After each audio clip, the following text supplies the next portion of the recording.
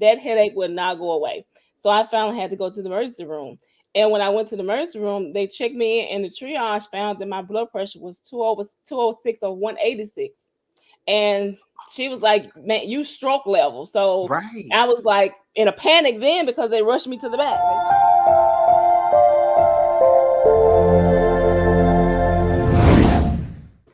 Hello, everyone. Happy Tuesday. Y'all already know what time it is. Good morning, good afternoon, good evening, or good night. Whenever you are listening to this episode, I just want to come by and say hello and welcome to Stories of Hope podcast. Now, I know I said it. Happy Tuesday. And for a lot of y'all, it's Taco Tuesday. Ooh, ooh. But us here at Mid South Transplant Foundation, we call it Tell Your Story Tuesdays. All right, so before we get started, I would like to introduce myself. So if this is your first time tuning in, welcome, welcome. I'm happy to have you with us on today. And hello, my name is ARTavius VZ, and I am your host and the digital communications coordinator here at Mid South Transplant Foundation. Now, there's a couple fun facts about me. I am a 16-year post-kidney transplant recipient, and I am the author of Becoming a Living Testimony, My Journey Through Kidney Disease and How It Blessed My Life, okay? So, are you guys ready for today's episode? You know, your boy is always excited and ready to hear somebody's story and hope that it'll bless somebody.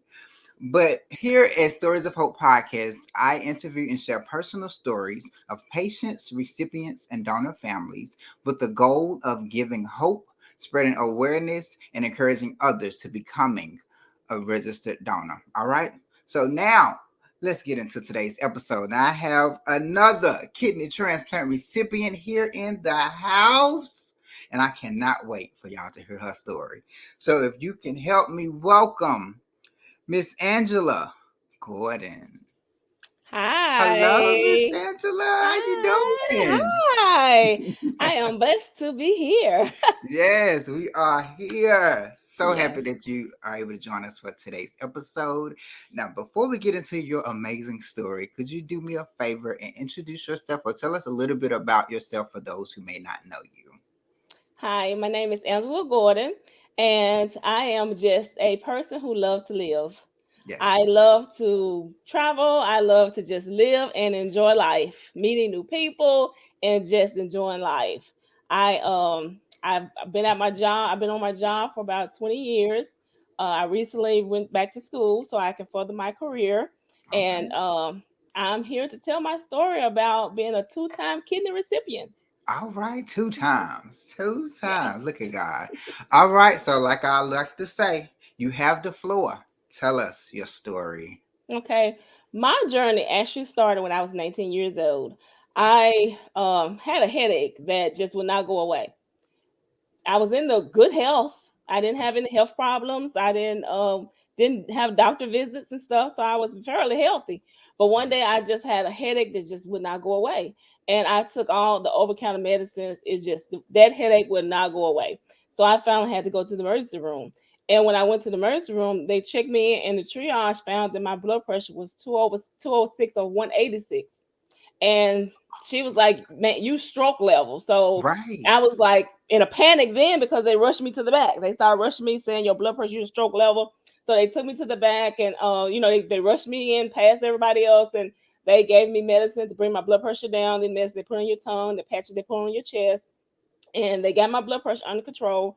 But then the ER doctor, she was a young doctor, and she said I would not be the best of my profession if I just let you go home with and you came in with a blood pressure like that at age 19. Of course, I'm thinking just get the blood pressure down. You got the blood pressure Right. down. I'm fine now. The headache is gone. Mhm. So she did more tests, and she told me that she found protein in my urine.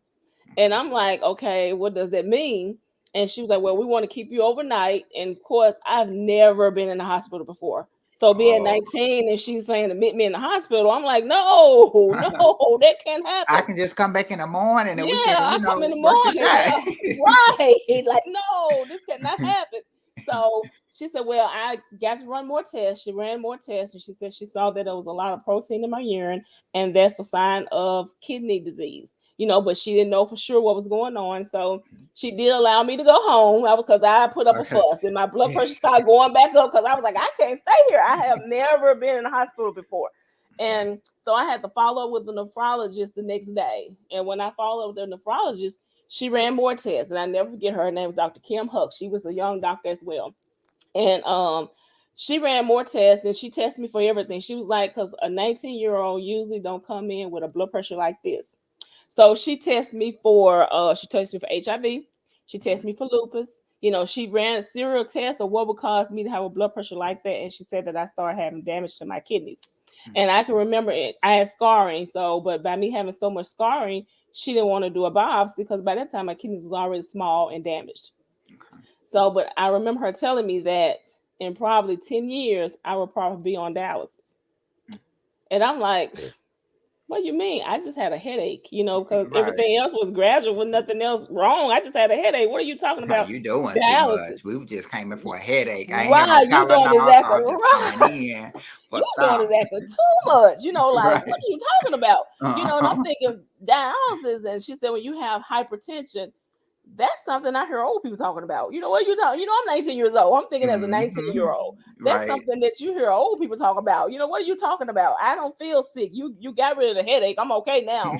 I'm good. But yeah, but as the years went by, I started going to the clinic and they would tell me my numbers was going up, but I felt fine.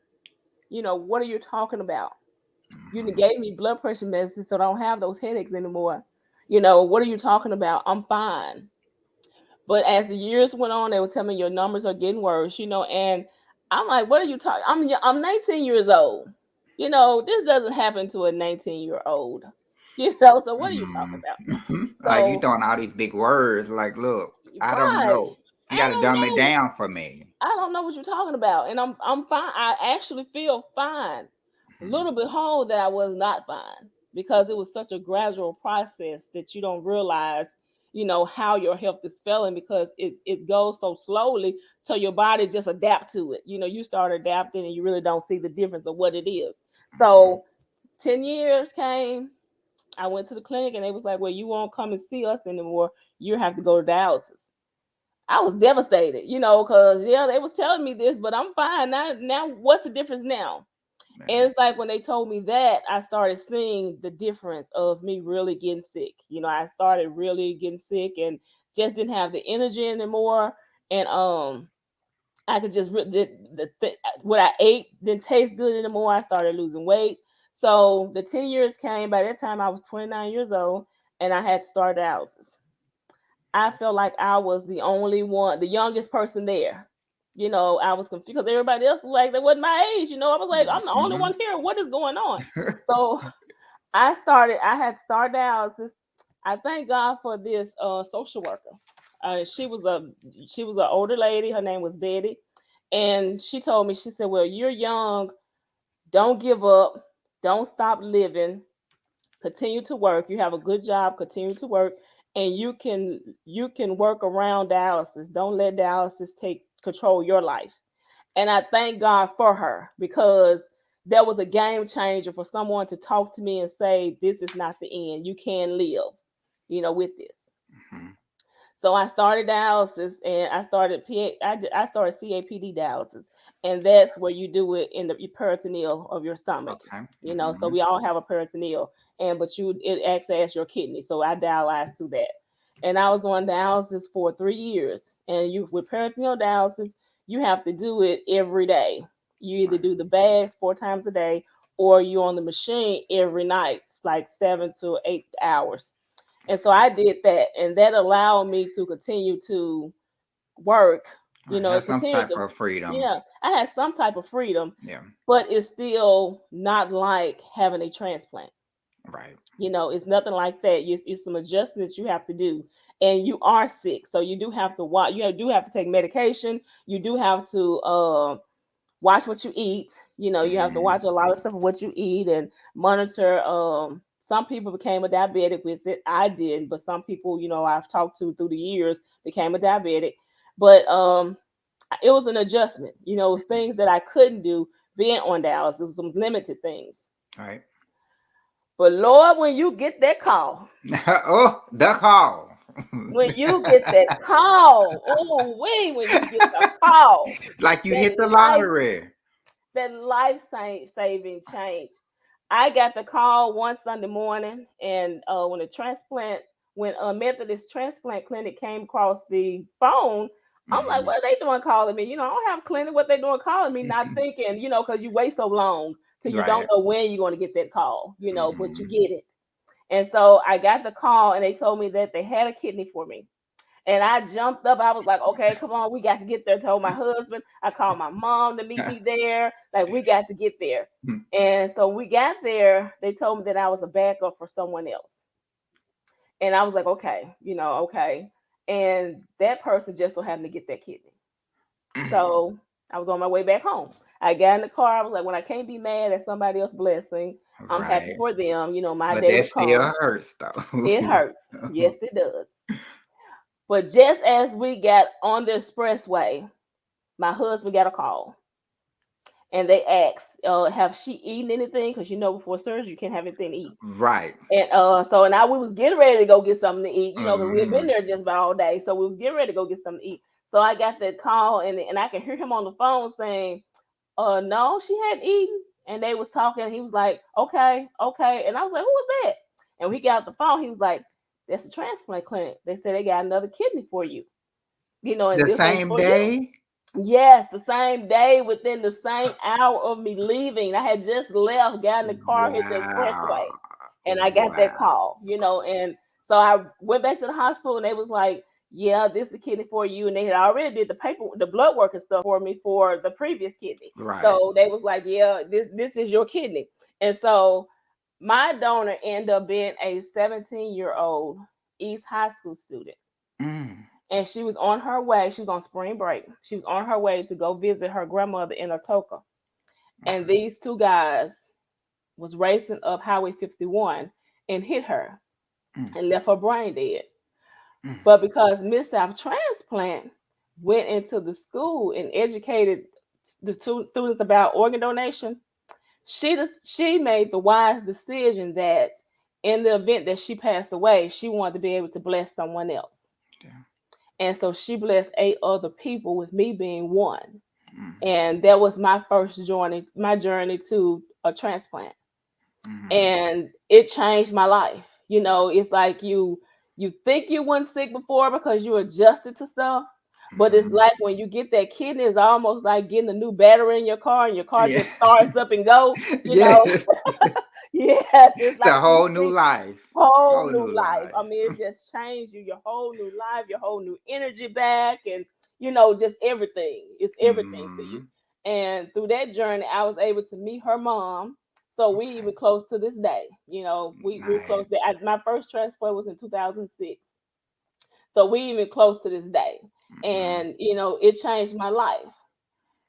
Unfortunately, the downside of you can also reject. Yeah. And my body I was on the list for so long, they said, because I had antibodies. I had high antibodies. Okay. And so with that being done, I ended up rejecting. Of course, I was devastated because you like, okay, I Right. was like, okay, y'all said about putting it in, nobody say about taking it out, Right. Like you so get there we like, got to okay, I'm adjust this. good. Right. Nobody said anything about that. So Right. it ended up rejecting, so I had to go back on the transplant list. So how long did it last before it rejected? It lasted 2.5 years, Okay. but within 2 years, I started having issues, Okay. and I had a lot of issues with the medication. Them adjusting the medication, changing the Yeah. medication and stuff. But thank God things have changed so much now from Hmm. then. The medication and um how they give you the medication and how they monitor you the first 6 months. Everything has totally changed. So I ended up being on the list another 8 years. And whew, Right. yes, I felt that. yes, 8 years. Ooh. that was a long 8 years. Yeah. And within those 8 years, that's when it started. Real sickness really set in. It really set in because you only can do. Um, you can be on dialysis for so long. Dialysis is like a band-aid, to fix your problem. People be on there for years, Okay. but it takes a toll over your body over time. Hmm. It just really takes a toll over your body. And it had really just started taking a toll, regardless of how I tried to eat right or, do things they say. It took a toll. My peritoneal started having scar tissues, Mm. so it ended up not working well because I was on it for another, a total of 14 years, off and on before the transplant, the first transplant, and after the rejection, and then I was on it, so it just started wearing out. So then I Yes. had, I think that did they take it out after your transplant? The first one? yeah, yes, it ended up bleeding, so they Okay. had to take it out. Yeah. So that's what I was confused. Like, wait a minute, nobody said anything about putting it in and taking it out. I Yeah. didn't know the downside of that, but Hmm. the doctors was on it. They was monitoring it. They was on it. My nephrologist was on it and kept me safe the whole time. And so I ended up going back on dialysis, and I had to do hemodialysis for a little while. Oh And wow. yeah, and it was kind of rough. That was really rough for me. Yeah, that's what I was on hemo. Yeah, I was on that, and because you have to get access, and I kept clotting. So when they put Oh. the fistulas in my arms and stuff, they just kept clotting for some reason. So that wasn't good for me. So then I hemo, it was really hard. Then I not only being hard on my health, it caused me to lose my job because by me being on hemodialysis, I couldn't work. So that caused me to lose my job, and I was on my job for some years. So Yeah. then I ended up losing my job, and with CAPD, I love to travel. So with CAPD, I was able to take my boxes and my bags, and even with hemo, you're able to travel, but you got to schedule, your chairs because you still got to do that dialysis even when you're on I gotta be vacation. back Monday morning. Got to be back. You got to be back. If it's rain, sleet, or snow, you still got to go. That was taking a toll. Then I lost my job, and it was going down for me. I Yeah. could see my health really going down. But then I got that second call. I got that second call when I was sitting waiting. I was getting ready to go on a mini vacation, Uh-uh. and being on being on that list, you couldn't sit and not answer these spam calls that we got now. Now these folks just spamming. You getting Right. all kind of crazy calls. Right. You know, but being on that list taught me to answer each and every call. Every call, Oh because you yeah, don't know where they calling from. you don't know where they calling from, and you don't want to miss that call. So you answer each and every call, no matter what come across. So I got that second call from a kid for my second kidney, and it has been heaven ever since. Yes. I'm 5 years in. Next year in April will be 6 years, All and right. it's been running like a well-tuned engine, just perfect. Like it was perfect for me. Like it was just Yeah, perfect for me. that's good. Do you Yeah. know who the second donor was? No, I don't know my second donor. I am waiting to meet the family and Okay. get to know about my second donor. All Because it's a right. blessing. It's a blessing, and I tell you, it's like this kidney kicked right in. And I was teasing my mama when I first got the transplant because, like, my first kidney, it didn't work right away. Okay. It was like they say dead for a week, so it didn't Mm. kick in right away. But and I've heard people say that, like it don't kick in. Because I know for me, mine went right on. So I thought that's how all of them was until I started interviewing a couple people and people saying no. Sometimes it take a couple of days or a couple of weeks before it start to work and get used to the yes, new body.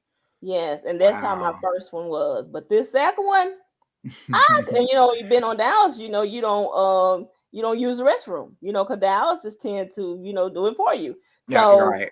so when this one kicked in, I couldn't make it to the bathroom. I was like, oh, I need a, I but gotta go right now. I gotta go right now. And that's a feeling that is almost joy. You're like, yeah, Right, I like right. this. It's working. It's It's working. working. Yeah, yes, this working.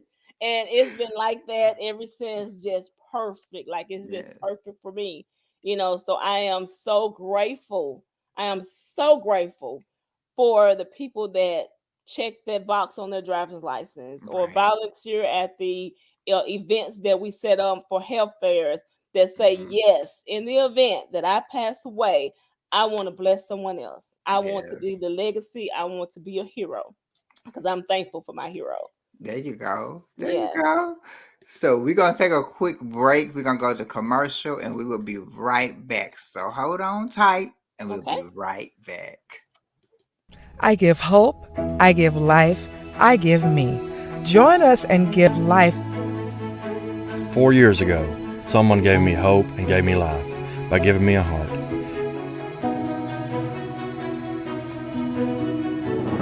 25 years ago, someone gave me hope and gave me life. I received a liver that saved my life. I support organ and tissue donation because 4,000 people in the Mid-South need a life-saving organ. I can give them hope. I can give them life. I can give me. You can give life too. Currently, 4,000 Mid-Southerners are in need of a life-saving transplant. Join Mid-South Transplant Foundation and give hope, give life. Register to become an organ and tissue donor at midsouth-transplant.org. All right, and we're back with Miss Angela Gordon. She just finished telling her amazing testimony, and Yes. woo, on break I was shouting just for you. But It's a shouting moment, baby. It's a shouting moment right. each day. Some people don't understand. Sometimes 6 years in, I still go to the bathroom like, thank you, Jesus. Right. Thank you, Just to Jesus. go. It's Yes, working. just Yes. to go to knowing that Yes. you are healthy and you are living life. Yes. But I want to go back just a little bit to your first time going on dialysis. You said you was 19. Now for me, I was 13 when I went on dialysis. And I Oh remember, wow. right, I remember it was right before I went into high school. So it was a mess for me. And for me, I wonder how it was for you. Like when you first got there, like you said, all the people were older than you. Yes. So you clearly went to an adult dialysis unit. For me, I went to a children's dialysis unit. So I was at Okay. Labana. Okay. So for me, Okay.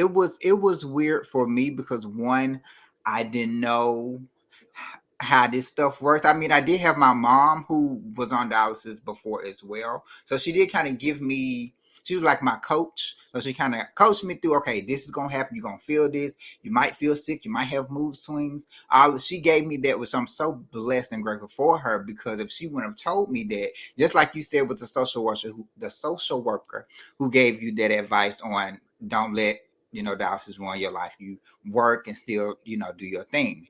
My mom was like that as well, but I was in school and I was doing hemo, so I couldn't necessarily do too much. As you saw your second time around, is you have a little bit of freedom, but then Monday, Wednesday, Friday, 3 hours, 3.5 hours, or however long you on the machine, you got to be there. So You got to be it there. was it was definitely a journey. But for you, what was the hardest thing for you when you first got there, or after your first treatment? When I started, let me tell you, when they first told me I had to go to dialysis, I was asking my doctor, what does it feel like? What is kidney failure? Am I just gonna pass out? Because I was getting ready to Right. go to Orlando to Universal Studios. And I told him I already Mhm. paid for my ticket, I'm going, so how's it gonna feel? So he was like, just go, enjoy yourself, then come back. So when I came back, the clinic was calling me, telling me yeah, I need to come start dialysis. Well, I wouldn't answer the phone. I was like, I ain't going because I was terrified, I do it tomorrow.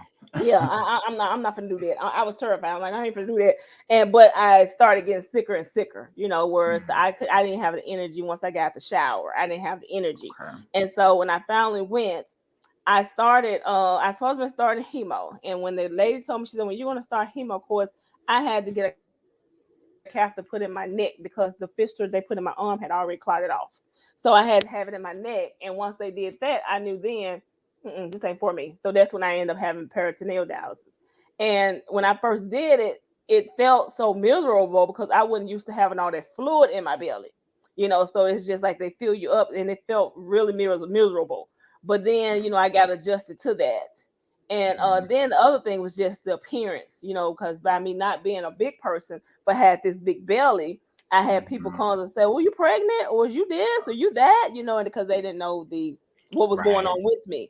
Yeah. And some people I shared it with, with. Some people I did, because sometimes you have to go into whole detail, Right, So I right. shared what was going on. Yeah. So Yeah. so it was an adjustment. It was an Hmm. adjustment knowing that I had to do this 7 days a week for so many Right. hours a day.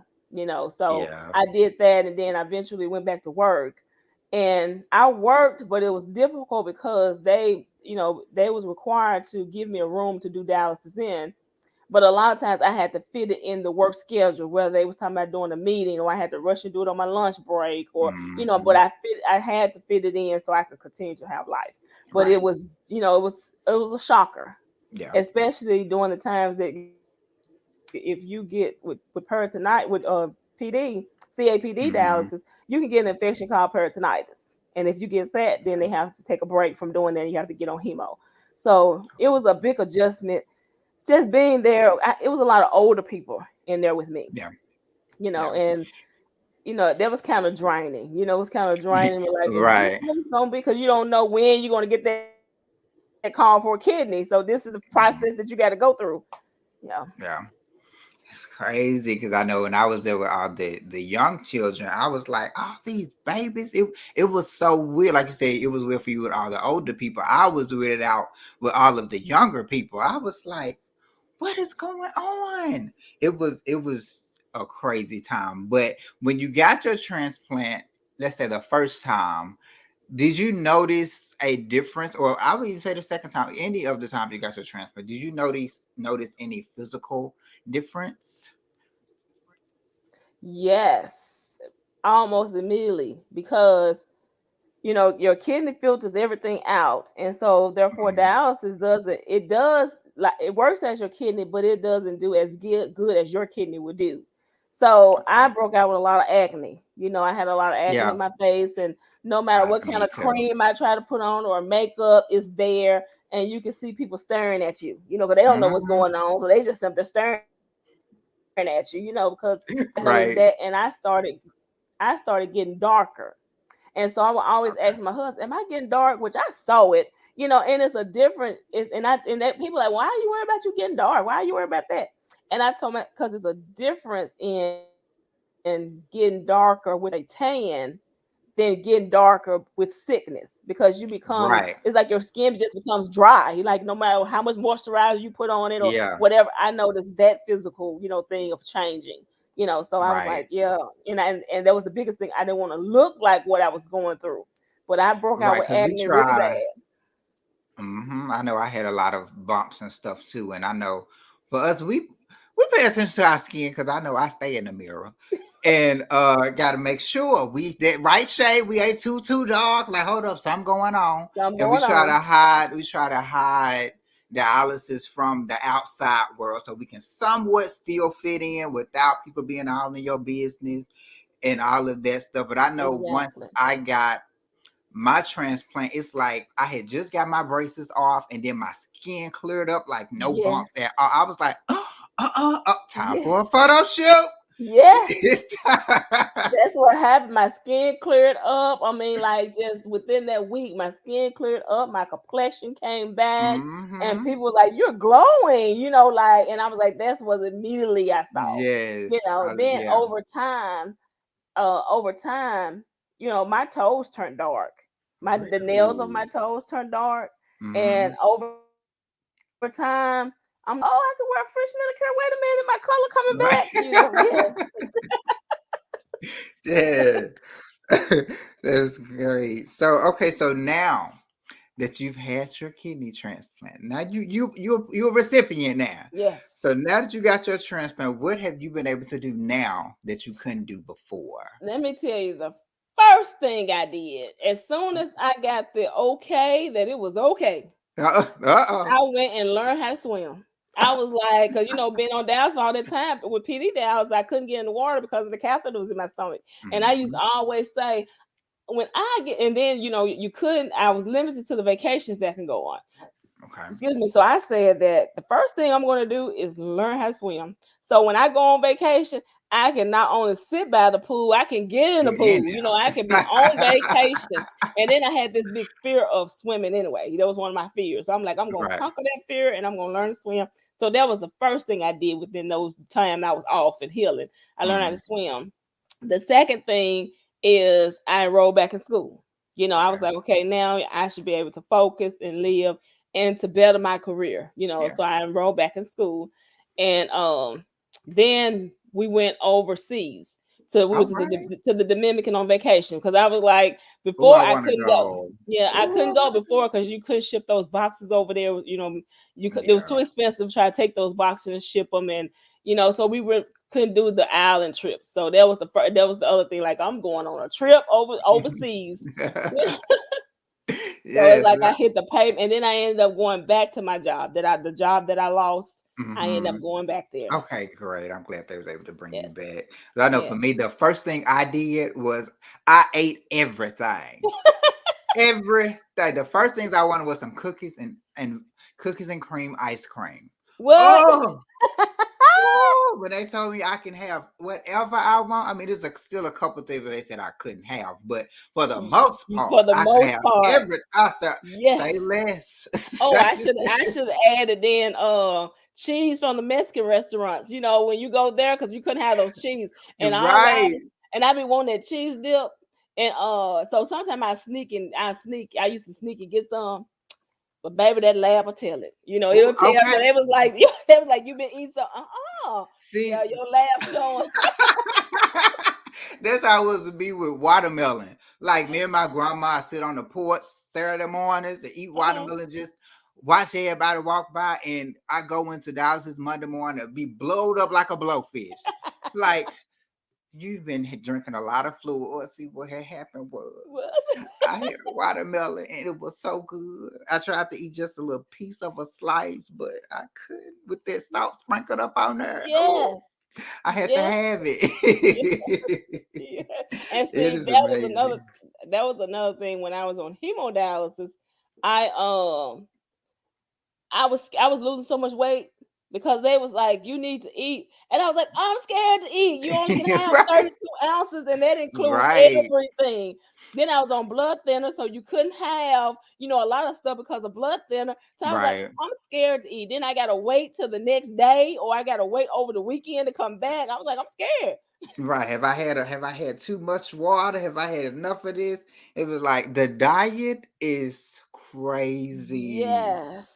I mean, I'm blessed. I was just on dialysis for 18 months. But for those like you who was on there for a long amount of time, like, that diet is crazy. When they first told me I had high blood pressure, and they was telling me the diet that you have to be on with high blood pressure. So they was like, you can't eat, and I wasn't a big hot dog person, but I love pizza. I started at 19. So I love the fast food that, we grab with your friends to go. And they was like, you can't have, so they said, when you can't have hot dog, you can't have Coca. And I was like, what? So then it was like, you watch your potatoes. You can't have ketchup, can't have hot sauce, can't have what? Like, what can I have? I was just like you when they gave me a whole folder of stuff that I can't have. So I'm going through getting mad as I'm reading through the list. I'm like, I might as well just eat the box. Yeah. Right. Drink water and eat cardboard boxes. I guess that's just what's my diet gonna be. That's what's gonna be, because that list is ridiculous of what you can't have. Yeah. Like, what can I tell me what I cannot have then? Yeah, I'm like, instead of giving me what stuff I can't have, just give me the little corner of a piece of paper of what I can have. Right. It was crazy. Just give me that. So you're right. Once you get that kidney, the things that you can't, you can have that. You can have, I can, because for the longest, I couldn't have that cheese. So then when they told me I could have it, I was so used to not being able to have it. So my last to eat it like that. Yeah, because they were like, you need to eat. And I was like, I'm scared to eat because all the time I couldn't eat something. So they were like, you can have it. You can have it. Just don't overdo it, but you can have it. I was like, well, let's go. Like, now look, okay, so what's overdoing it? Because I can eat, but how much is too much? Let me know now. Right. Let me know, because I'm going to let it go now. Because, when you first you get those steroids, and them steroids make you just eat anyway. You're like, well, I can't put this down. Right. And for me, I was already like slim anyway. I graduated high school at 88 pounds. Oh So I wow. was slim like all my life and still is now. And still, yeah. Right. So it's like I would eat like, don't let my frame fool you. I can tear down. Okay. But the thing that's my quote unquote saving grace is I have a high metabolism. Okay. Now I've been told as I get older, it's gonna slow down and all of that. Because my mom, both of my parents, they said when they got in their 30s, that's when it slowed down for them. Well, I'm Okay. 31. It ain't slowed down It yet. ain't So I'm gonna slowed pray down yet. Oh, it you don't. blessed. You blessed. You blessed. Can you Because bring I me would. some? Because look, I go out to that track and do 5 miles like it ain't nothing. So What? it's yes, I'm a runner, so I just love that. But Okay. I want to switch gears a little bit because we can talk, as we can see, we'll talk.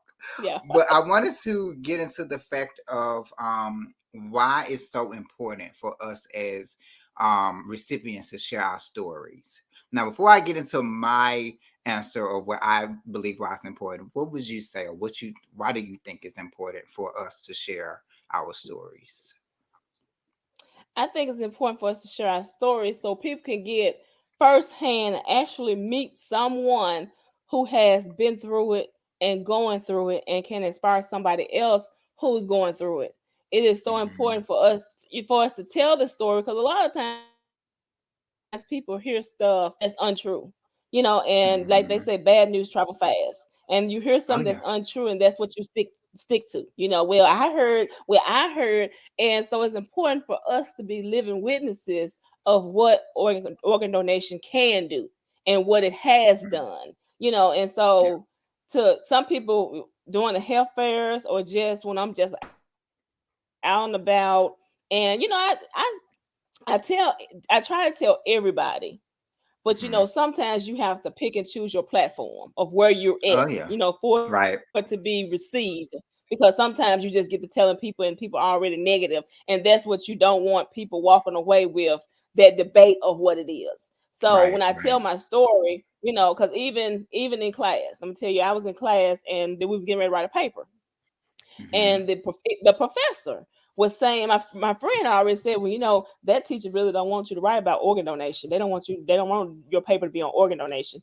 And so I said, well, I'm gonna push the envelope. And so when he said what we're gonna write our paper about, I'm gonna write my paper about organ donation. So he Mhm. started out saying, when he was asking everybody what they want to do their paper about, I said, well, I want to do my paper about organ donation. And so he was like, I could tell, where he Mhm. was going. And he was younger than me. So I could tell where he was going with it. And so then they started talking about the black market and all that other stuff there. And so I just said, well, why? Why are you speaking against it? So he Mhm. went on about, everything else. And I said, well, I am a 2-time kidney recipient. And to hear the, you That know, part. yeah, That to hear part. that part in there, because by that time I didn't look what I was going through. My skin had cleared up, and my color has come back. I look like that, So I can hear the, and I can Mhm. tell him about me, my story, and a lot of those young folks that was in the class can relate to me being 19 at the time. Mhm. I was your all's age, bit of Right. health, going out doing my thing, Right. and high blood pressure found me. I didn't go looking for it, it found Right. me, you know. So then they can relate to that. And then I just left with, when y'all leave here, pay attention to all the Dialysis and the Vita centers that's right here in the heart of Whitehaven. Just pay Mhm. attention to it. And these are people who look like us, Yep. that's younger than me. I said, I used to think I was the youngest person there. I said, but now I see that it's young people you all age that's there, Mhm. and that so many people like, and a couple Yeah. people stopped me, going out the door. And I was telling Mhm. them, how you can register to be an organ donor. Right. So then I was like, tell your story. No matter where people may not want to hear it, you know, you just learn to meet them where they at. That Wherever they meet them. come on. So that's the And part where I was like, it's important to just tell it, because even if the attended person that you was talking to don't want to hear it, somebody is listening. Somebody else may want to. Yes. And the thing is, what I think, I agree 100%, because I love to get that jaw drop moment, because a lot of people, if for a lot of us recipients, you would never know You would if we never don't know. tell you, because we don't look like what we've been through. Thank God Right. for that. Thank And God. it's that part right there is to just educate people, because even though we both went through dialysis, my experience on dialysis and your experience are completely different. So Correct. somebody may not be able to relate to my story, but they can relate to yours. So the Right. thing is, the more variety of stories we have, the better chance somebody will be able to relate to, whether they're younger, whether they're older, no matter what they are. So it's always important to share your version of your Yes. story, because Yes. dialysis is just a thing, but how was your experience on Yes. dialysis? What did you go through? What were some of the side effects you had to go through? Stuff Yes. like that will help. It helps build the character in your story and help build you to the person that you are, and that too can be a blessing and testimony for somebody else. So I just tell everybody, every chance you get, tell it, because you never Yeah. know who needs to hear it or who knows who, because You somebody will be able to get something from it. Now, somebody better get something right. exactly. So we have to come to a close, and I know it's so much fun talking to you. I could talk to you for hours, Yes, but I can enjoy hearing your story. I didn't know you were so young. Yes. right, yes. But to close us out, I got one more question for you. Okay. So for that person or those people who are on the fence about registering to become a registered donor, what would you say to them?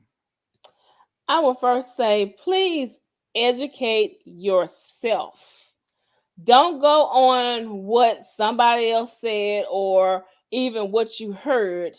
Educate yourself on it, because there is a need of organ donation. We never know what end we will be on, whether we're on the receiving end or whether we're on the end that we're able to donate somebody else, which is always better to be a giver than to have to be a receiver. Because when you're a receiver, you're waiting on someone else to say Mhm. yes. So I would say to educate yourself about organ donation, and you are able to leave your legacy and to be a hero in the event that you pass away. It's in the event that you pass away. You have to be declared brain dead before that you can be considered an organ donor. So please educate yourself and consider being an organ donation. Look in your neighborhood to see the need, that we have dialysis centers everywhere.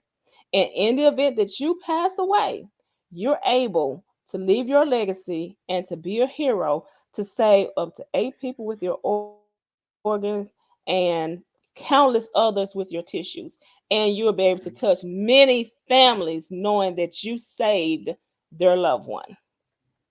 There you go. And there you have it, guys. That is it for this episode. Miss Angela, thank you, Thank, thank you so thank you. much It's been for a coming pleasure. on. Yes, it's been so much fun to sit and chat with you.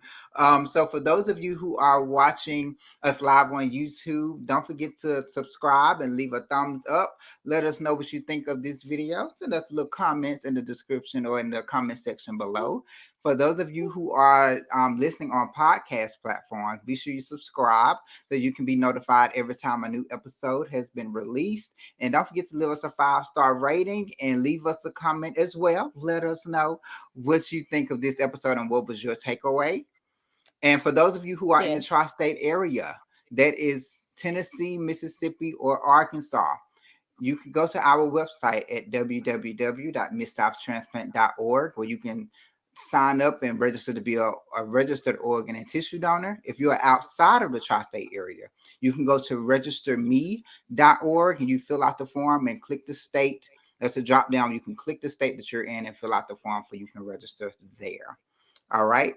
Don't forget to check the show notes or the description below for all information about our guests and Mid-South Transplant Foundation and other links and everything to help educate you about organ and tissue donation.